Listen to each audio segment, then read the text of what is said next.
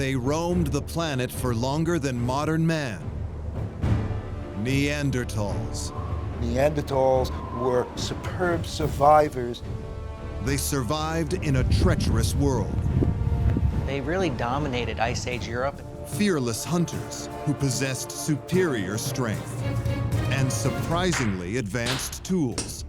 It's perhaps one of the most efficient technologies we've ever seen in the entire Stone Age. But then suddenly they vanished, and no one knows why. It's still one of the most wondrous mysteries. Was it a clash with modern humans? This may be the best case of a Neanderthal murder victim. Around the globe, scientists are searching for answers. This is a modern human with Neanderthal features. And they find clues in unlikely places. An ancient volcano site in southern Italy.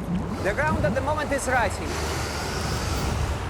In the Greenland ice sheet, far from the grounds where Neanderthals once settled. There's a cluster in here, thin layers. Mounting evidence reveals a surprising new theory.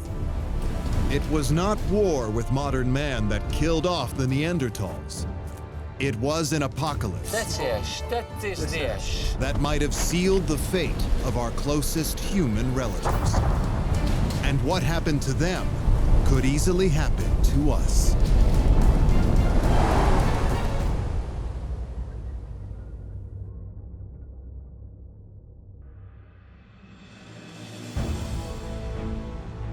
Gibraltar, at the tip of the Iberian Peninsula.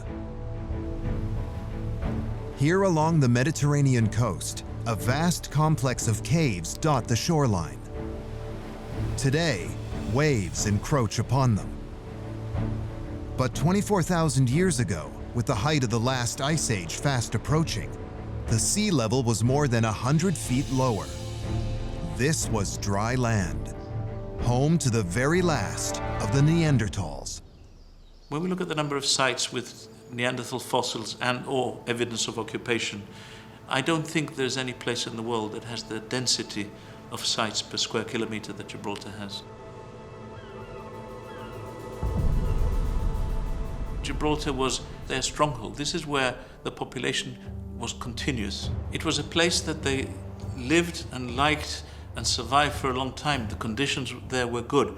And because they were so good, they persisted longer than anywhere else. In this enclave, amid forests of pine, hunters search for prey. Along the shore, Neanderthals fish, living as they have for generations before, unaware that they are the last of a dying breed. They probably didn't realize when their neighboring group further north disappeared that they were on the verge of extinction. They had no way of knowing that. Once their species flourished across Europe and Asia, now their population has dwindled to just a few clans, here in the south of the Iberian Peninsula. But what ultimately drove the Neanderthal to extinction?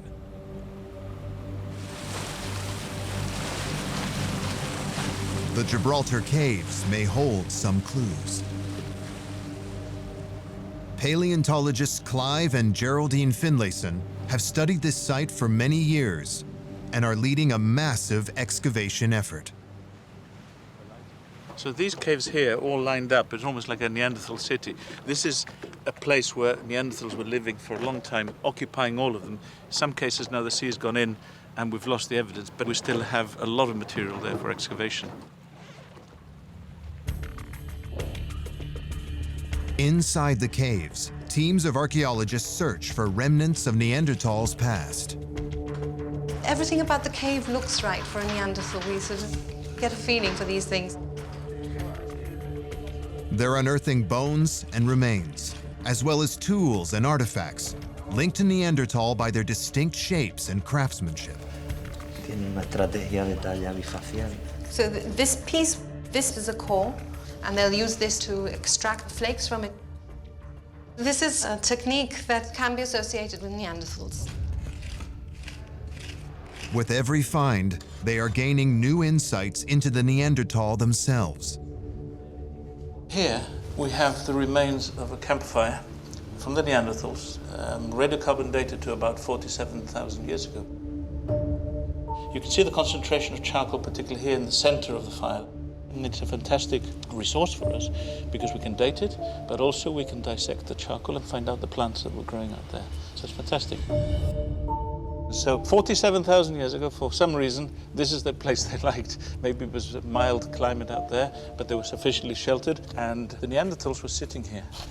And we found remains of deer and other animals they'd been eating, and they had a big fire going here.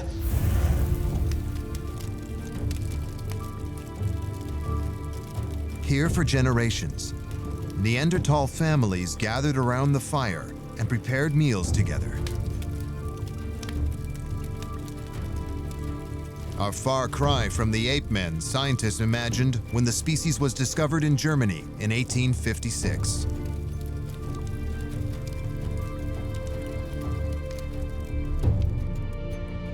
Other finds reveal details of a rich and multifaceted culture, an aspect of the species that is only now being recognized. Here's a very interesting bone. It's from a bird, a scavenger that eats almost exclusively bones.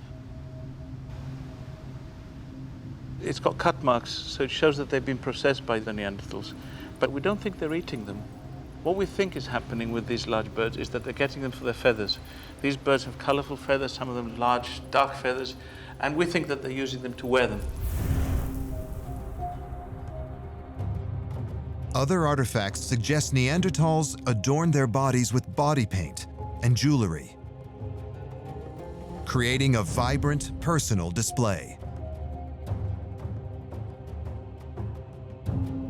So this gives us a completely new dimension, something we hadn't suspected until we started to discover these things here.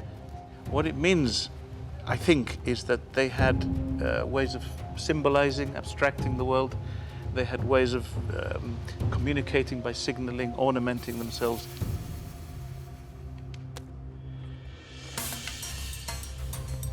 Deeper still in the cave, there are even more remarkable signs of Neanderthal life. The passageway winds towards a recently excavated chamber.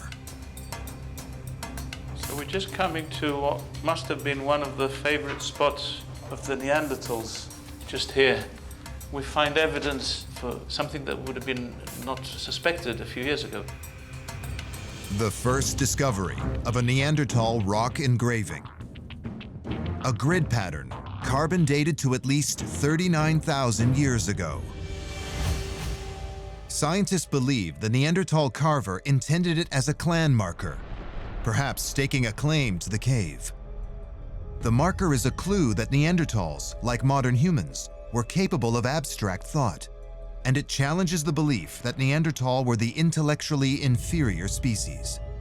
They may not have spoken the same language, they may not have thought that beautiful things were what we think as beautiful things, but they had the capacity for abstraction, and I have no doubt that they have similar cognitive abilities to modern humans. A different picture of Neanderthal is now emerging.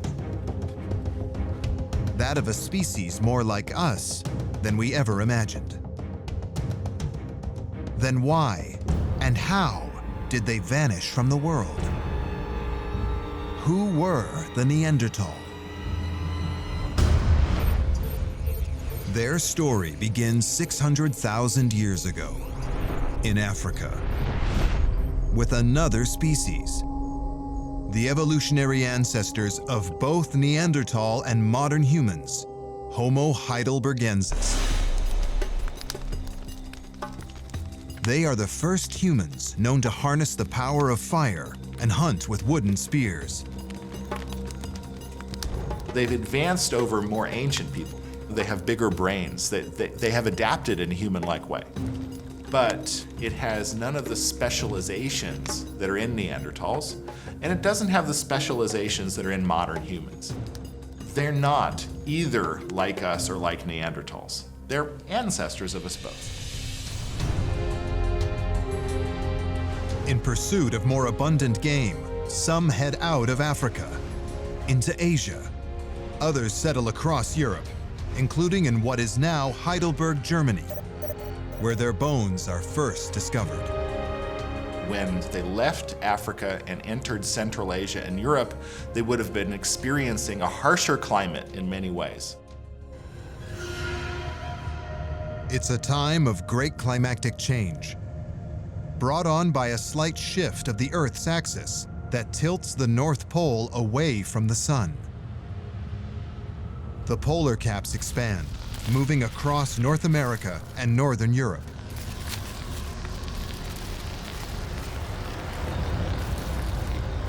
Temperatures drop by as much as 20 degrees in the Northern Hemisphere. 300 to 400,000 years ago in Europe, the Ice Age elements forge a new breed of man. Homo neanderthalensis, the Neanderthal. Where they lived, in Europe and Central Asia, these were the coldest places in human existence in those times. So they were adapting to that. Their complexion has become lighter compared to their African ancestors, enhancing absorption of sunlight during the shorter northern days. Their hair is straight and thick, added protection from the cold. They have a muscular build, more fit for the rugged terrain. They were strong and amazingly healthy. They were, in fact, an extraordinary population. Along with their physical adaptations, Neanderthals find strength and safety in numbers.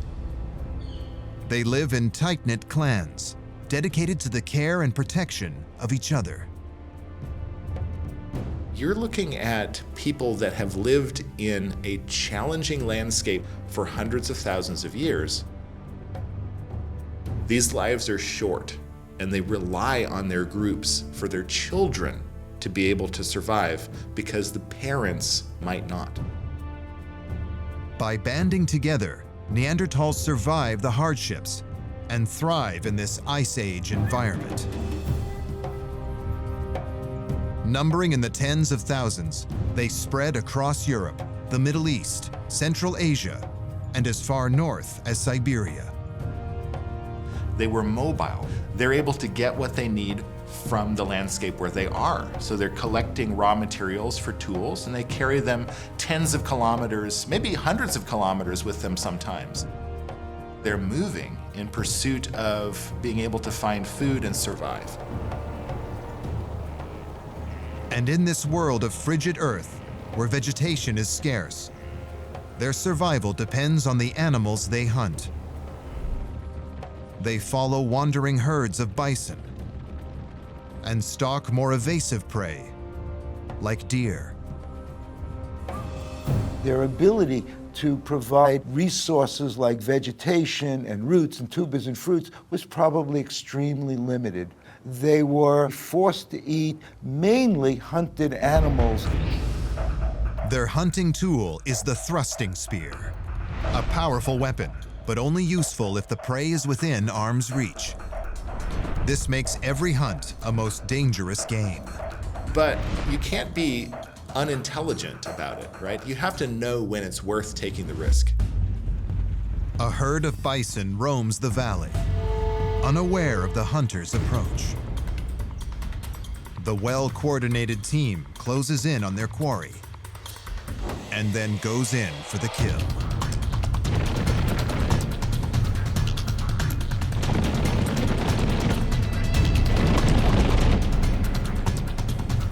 If your hunting method requires you to jump on a bison with a spear, that's what you call fearless.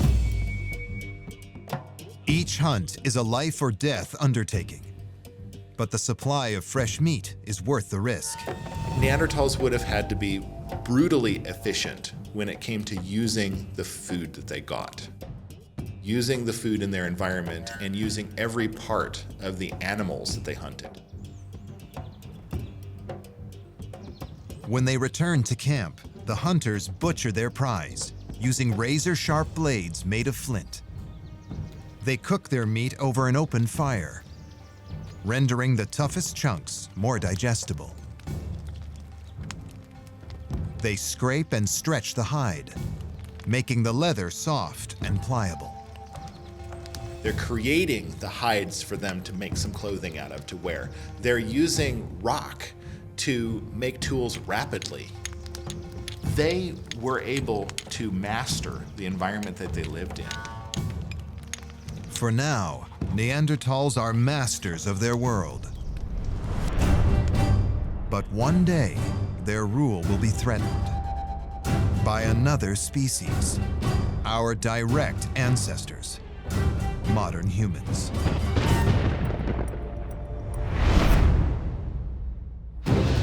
"40,000 years ago, Ice Age Europe.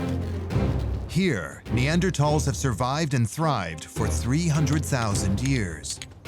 They alone have been the masters of this land. But now they face their greatest challenge. A new species has entered their territory. Homo sapiens, modern humans.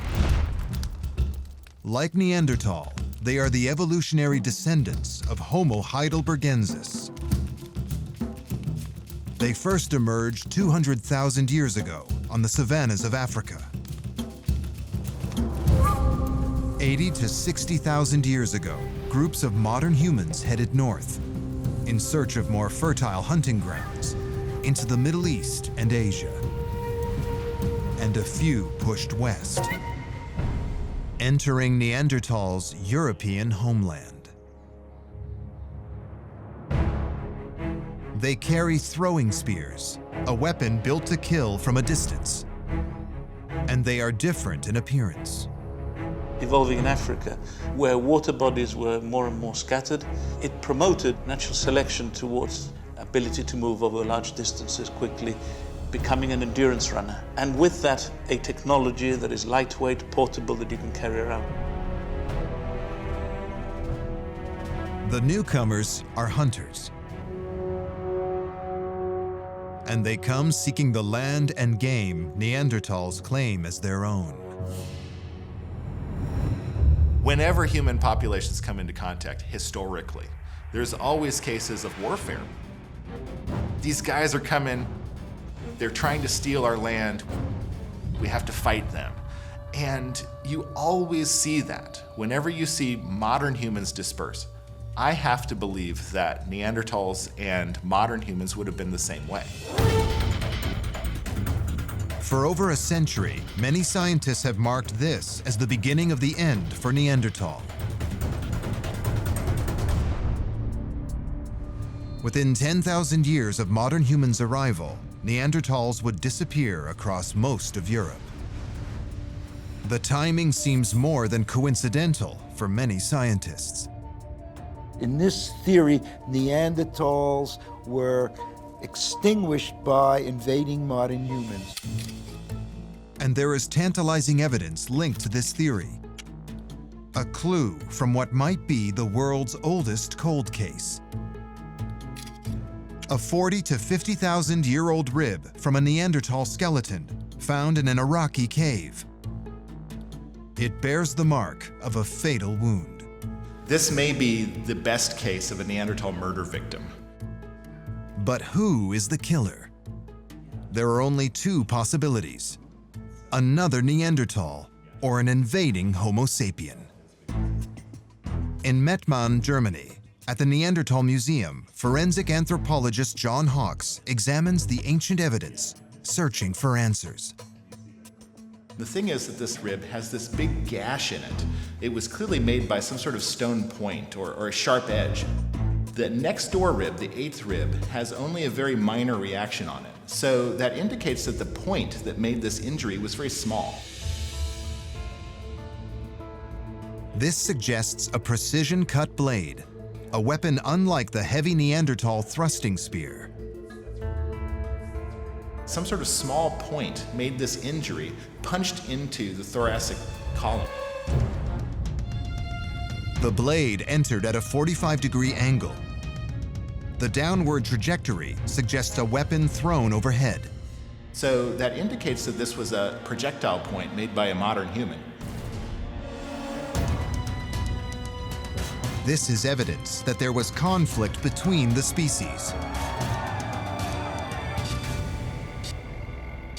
And in this encounter, a Neanderthal clearly lost. But other evidence suggests these confrontations may not have been so one-sided. Reconstructions of the Neanderthals show them to be relatively short and stocky with short extremities and relatively barrel chests.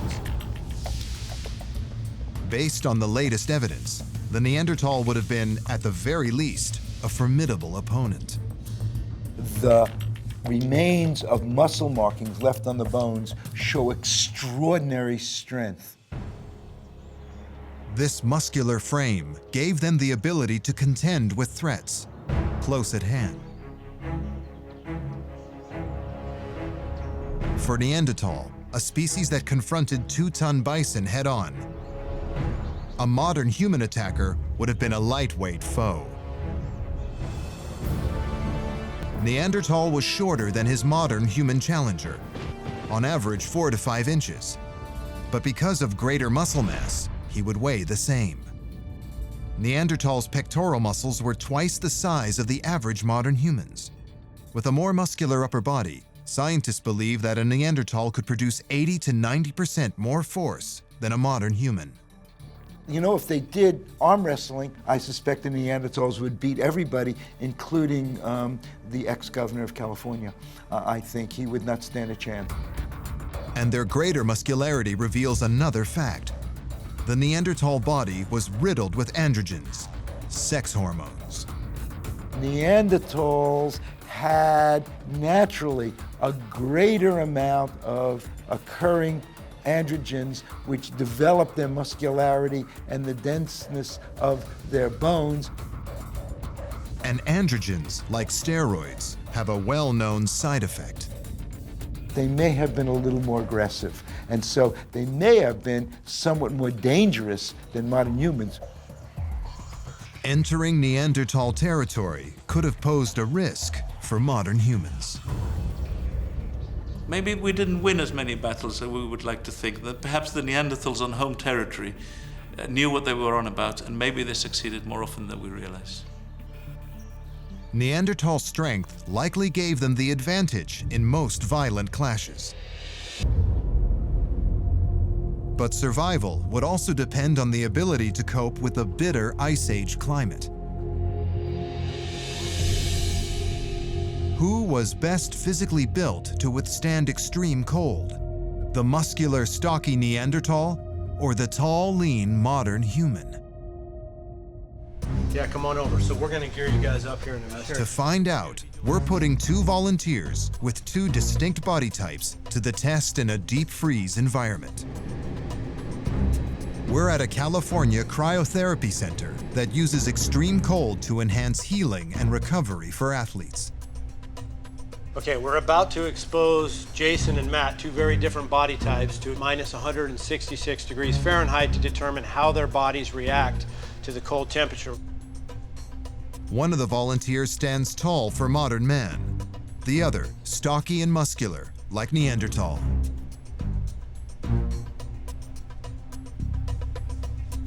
Before they're exposed to the extreme cold, the men protect their hands, face, ears, and head.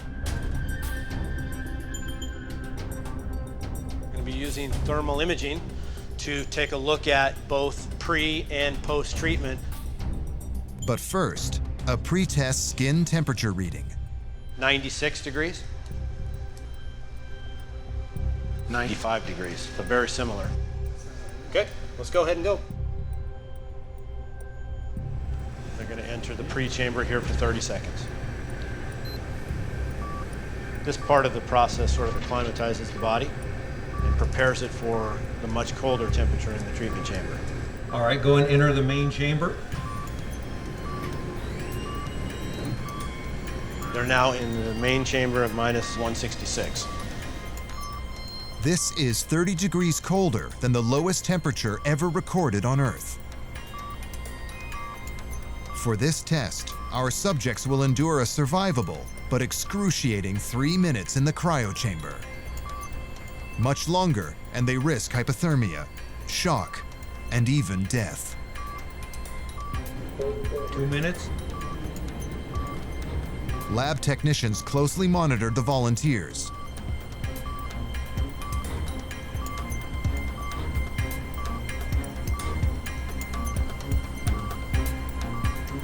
One minute left. 1 minute.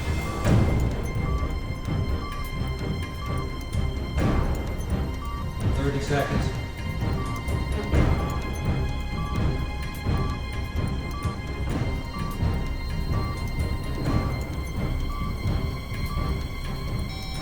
Time's up. Don't exit the chamber. Okay, so they're going to be exiting the chamber here, and we're going to get skin temperatures. Call it out. 56. 51. The volunteer with the more muscular build has retained a higher skin temperature. So you can see here that Jason's internal temperature or muscle temperature is several degrees higher than Matt's. Under thermal imaging, the advantages of a stocky frame become even more apparent. The warmest areas are shown in red, the coldest in blue. But that's not all. It's interesting, you can see during this minute while they're out, they're starting to rewarm. And Jason actually is starting to rewarm pretty rapidly. The more muscular body also recovers faster. But why? Around the skeletal area, where the muscle is, there's more vascularity. You're getting circulation in those areas pretty rapidly. Because they evolved in a cold climate, Neanderthals developed a body type tailor-made for the world they lived in. They possessed superior physical strength and stamina. So what advantage did modern humans have? It must have been brain power. Neanderthals were stronger and better adapted to the cold than modern man. But when it comes to intelligence, Neanderthals have always had a bad reputation. This brutish guy with a club pounding on the head of his mate and dragging her into a cave, that is what the Neanderthal has come to represent. It's a reputation that goes back to the discovery of the species. Neanderthals were recognized in 1856, and you have to think that in those days, Europeans were envisioning a human past that was very primitive, and Neanderthals fit right into that. What stuck out to scientists was Neanderthals' protruding brow, the mark of a species not quite human and less intelligent. But how does Neanderthals' brain actually compare to our own? For forensic anthropologist John Hawks, this is the kind of comparison that sparked his interest in Neanderthal 20 years ago. I started working with Neanderthals when I was in graduate school. The cool thing about Neanderthals is that they're so close to us, and yet there's like this division between them and us. And so looking at them gives us a look at ourselves through maybe a sort of a distorted kind of a lens. Using 3D imaging technology, Hawks studies Neanderthal skulls excavated in France. The technology allows him to peer inside the skull and glean insights about the Neanderthal brain. It has a very pronounced brow ridge right on the outside of it. And you might think, wow, that must impact the shape of the front of the brain, which is right behind it. Yeah, I like the way that you've lined it up there. Like a 3D X-ray, a laser scanner captures every detail outside and inside the skull. When you turn this frontal bone over and look at the inside of it, what you see is the frontal lobes of the brain that are imprinted in the back of that bone. The marks left in the bone allow the scientists to calculate the size of the frontal lobes, the area of the brain involved with cognitive processes. The imprint inside of it, of those frontal lobes, is basically the same as ours. Within the frontal lobes lie the prefrontal cortex, the area responsible for critical thinking, problem solving, and creativity. The results of Hock's analysis reveal a brain that's remarkably similar to our own. The parts of the brain that are responsible for language capacity, the parts of the brain that are responsible for really thinking about stuff, seem to be the same size and proportion in Neanderthals as they are in humans. But surprisingly, there's one area where Neanderthal's brain differs from ours. The back part is a little extended, right inside that occipital bun, and it's possible that that makes a difference to the functions of the back of the brain. The occipital bun contains the occipital lobe, the area involved with processing visual information like pattern recognition and depth perception.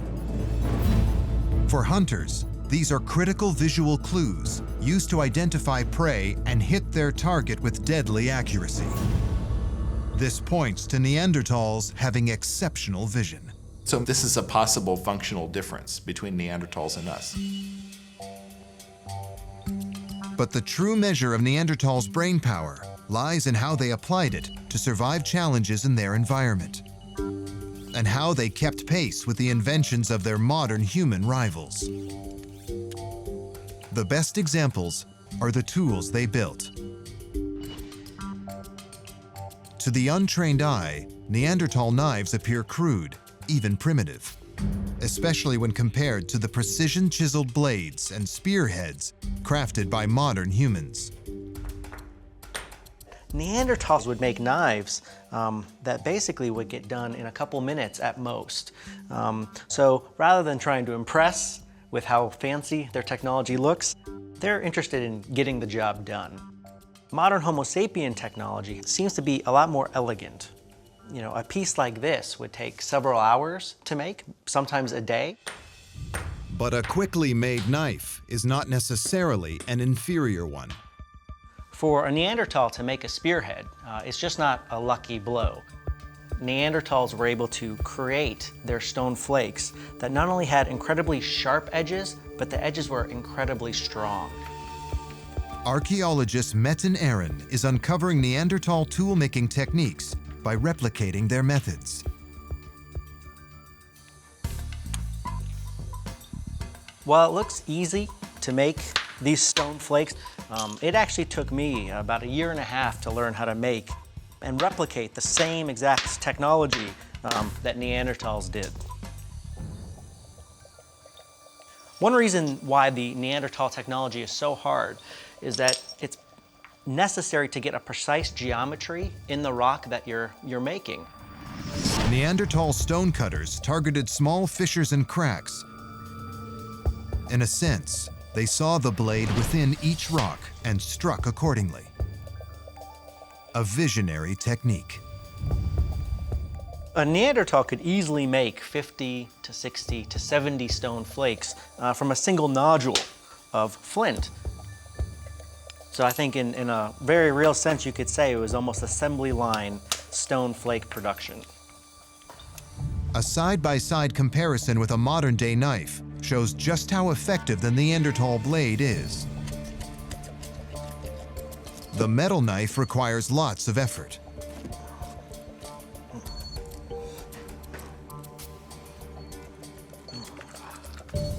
The Neanderthal stone blade slices with ease.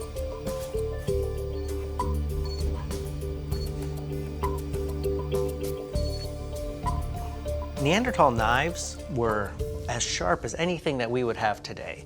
And it really just speaks to how sophisticated their technology was. And how well they were able to use the materials at their disposal. With their stone blades, Neanderthals turn a basic assumption upside down. They prove that when it comes to technology, they are on par with modern man. And there is at least one instance where Neanderthals' innovation surpasses that of our own species. This seemingly unremarkable object, uncovered in a German mine in 1963, is a piece of technological history. This 50,000-year-old artifact bears the stamp of its original Neanderthal owner. This is an It's a very small, black, unremarkable thing, but it's a sensation. What you can see here is an imprint from wood. And when you turn it around, there is another imprint of a stone point. And below that, a Neanderthal fingerprint. What's so remarkable for chemist Christian Wunderlich isn't just the maker's mark, it's the substance itself. Chemical analysis reveals that it does not occur in nature, making it the world's oldest synthetic material. It's an adhesive distilled from birch bark called pitch, a kind of Stone Age superglue. Neanderthals used pitch to form a rock-hard bond between stone blades and wooden shafts, making their thrusting spears more durable and deadly. But the most impressive part of the landmark adhesive is the process involved with its production. A process that scientists could only figure out in the controlled environment of a lab. You have to invent this and tinker with the recipe in order to do it properly, and it's hard for us to learn how to do. Birch pitch only emerges when the bark is heated to around 750 degrees Fahrenheit. The problem is, in open air, the bark ignites at much lower temperatures. So how did the Neanderthals do it? Christian Wunderlich and a colleague are attempting to make pitch using only materials available to Neanderthals. First, they place the birch bark in a container, like the goose egg seen here. Next, an empty container with a wider opening is buried in the ground. It will later collect the pitch.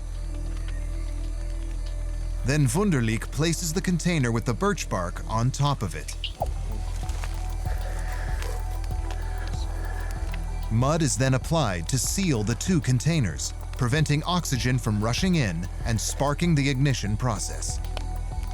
The birch pitch that they're creating in order to use as a glue to adhere things together, it's so complicated, the steps that you have to carry out to create this accurately.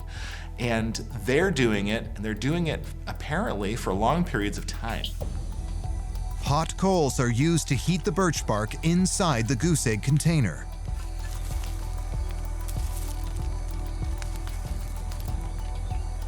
As temperatures rise to 750 degrees Fahrenheit, the oily pitch will begin to ooze out.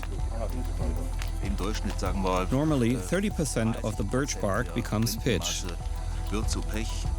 The entire procedure takes 20 to 30 minutes, but the process itself is over 200,000 years in the making.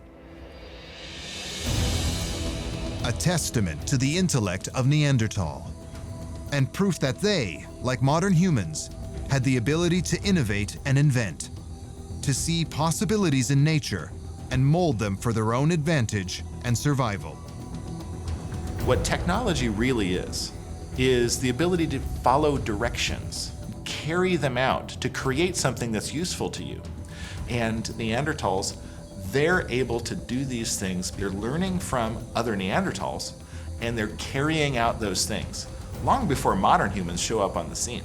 So we're just getting a little glimpse of the sophistication that Neanderthals probably had.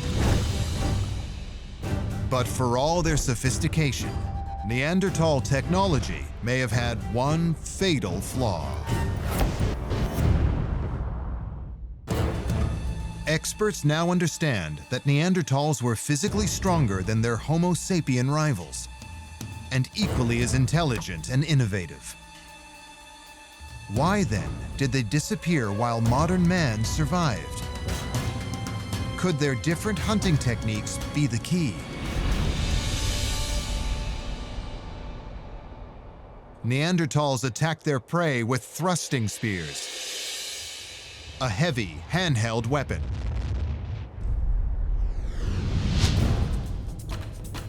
Modern humans pursued their quarry, armed with throwing spears,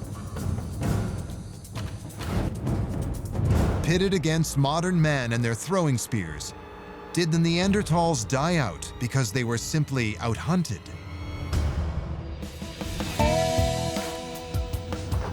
In Petaluma, California, weapons expert Mike Lodes and his colleague Scott Thomas will put Neanderthal and modern human spears to the test. Their target, a pig carcass. It's a good height. We've got the height. Got the height. First up, the modern human throwing spear. This is not the Olympics. We're not throwing for hundreds of meters. This is hunting, and it's hunting in a group. So I have got my friends the other side of that animal. I'm not throwing for distance, I'm throwing for penetration and accuracy. So probably no more than 6 to 8 meters, even as close as this, is a reasonable hunting distance. Like Neanderthal, modern man needed to get close to their prey.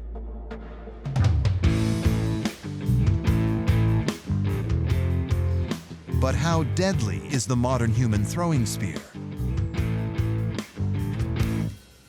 We can see already that the impact of that strike has actually sheared the stone head off. Now, in terms of doing damage to the animal, that doesn't matter too much. You know, this has penetrated. In fact, if we look around here, yeah, it's come right through. But how will this compare to the killing power of the thrusting spear? Neanderthals tended to hunt the big game, the big aggressive animals like mammoths and bisons. Big creatures that run at you. And in that situation, I do not want to throw my weapon away. This time, Lodes will strike the target using all of his strength, Neanderthal style.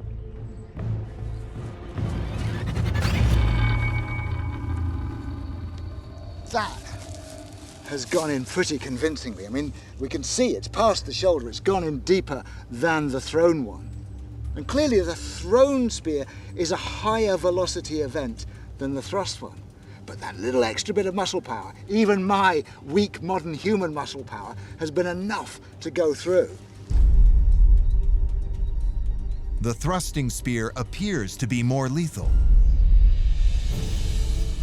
But to be sure, Lodes wants to conduct another battery of tests, this time under controlled conditions.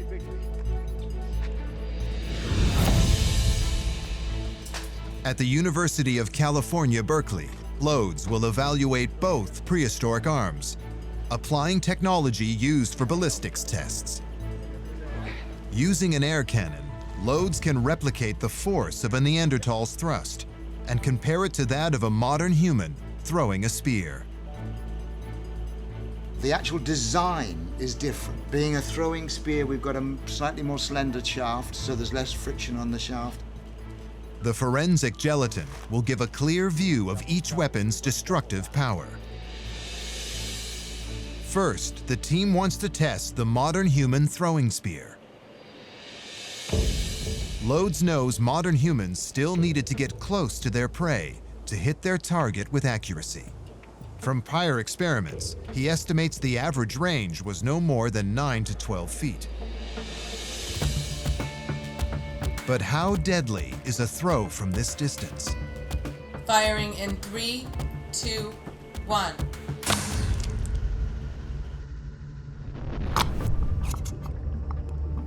The spear sends a shockwave through the gelatin, but it doesn't penetrate past the binding on the spear tip. Okay, bad. So that was at 2/3 of our Neanderthal thrust. So that's representing early modern man throwing. But it's done pretty good. With a throwing spear, force dissipates in flight. Lodes believes it would typically strike with about 30% less power than the thrusting spear.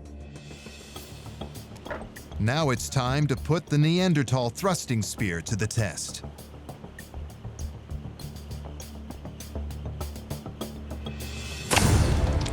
Oh, yes. Wow. That's pretty impressive. that's just cut cleanly. Look how far that goes in. And dragging that material behind. That's right. That's causing colossal interior damage and bleeding, and just the shock alone, huge.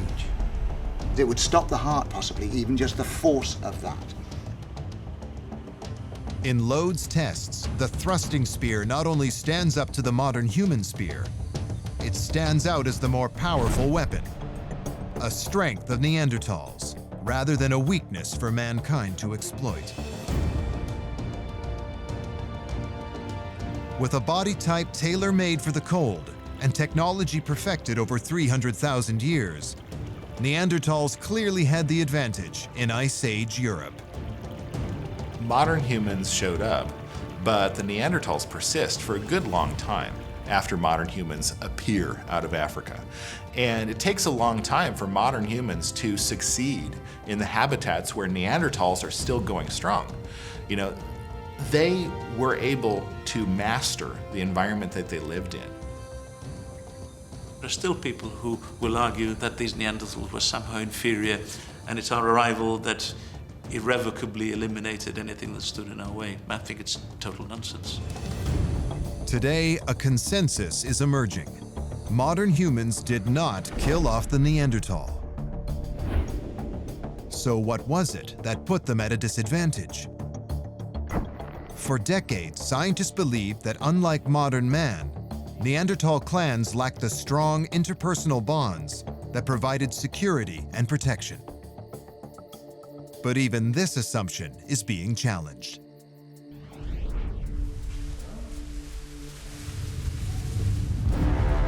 In Mettmann, Germany, a 60,000-year-old Neanderthal skeleton provides proof that modern man was not the only species with strong social bonds.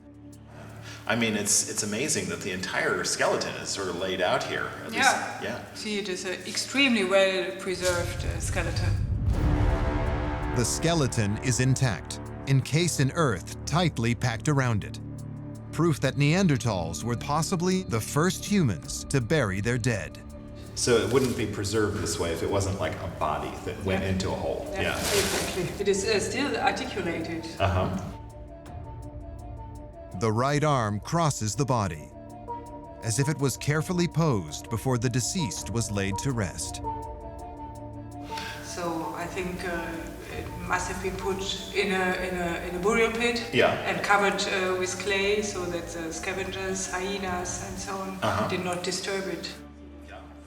This is just one example of a Neanderthal burial, and it is just one of many burial traditions now linked to Neanderthal. We're looking at a range of traditions, just as it's variable among living human populations.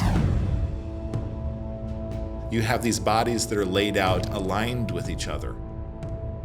And then you have a large stone placed over it with marks on it. Although the exact meaning of their burial practices is shrouded in mystery, the fact itself is telling. When we look at the way they were treating their dead, it shows us that they were doing so in a way that we recognize as human. If they're burying their dead, they have some kind of thought about an afterlife, and respect for those people who have died, and that shows how human they are and brings them closer to ourselves even more. These new discoveries pose many questions about our closest human relatives. What were and what are our relationships? How do we fit in with the Neanderthals? How can we understand their relationships to us? I think we have many questions. The most pressing, if we are so similar, why did the Neanderthals die out while we survived? That was a volcanic event. They were in the wrong place at the wrong time.